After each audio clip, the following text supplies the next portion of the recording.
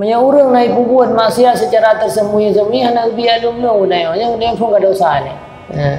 Dia pun kada usah. Jadi hendak biar ni. Padman beda antara zahir kecuali kaduh maksiat.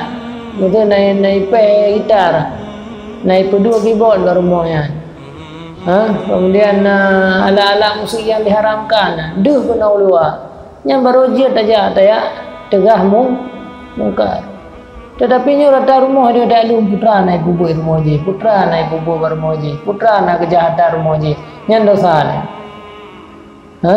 Karena bukan hana haram dia datang rumah orang lain dengan tanpa ini. Jadi rencana dia untuk pegadah keburukan bakgo golong trong tak pegadahnya kawai desa kedak.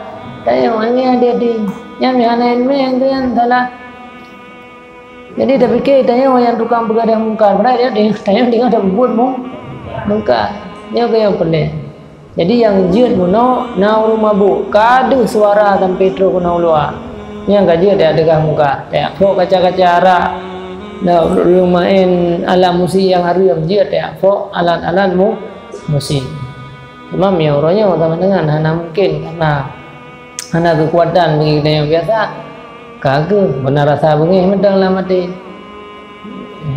Jadi hanjun di tiuroi dia sedar lehnya punai bubu bermodi. Tak alu me hana dalam pauro dalam malah. Kajut mesti karena gelagak kazahir ini yang beda. Manya mungkar yang tersembunyi hanjut tak alu, manya mungkar yang zahir lagi haba meno. Contoh orang minum arak, katruh be kena bajalan. Orang pian sabu-sabu katruh be kena. Ya, nampak lah. Ada alum naik pian puan. Tak pastikan. Yang nak pura darmo ada juga alum pulai pian puan. Lanjang dan mungkin segala yang haram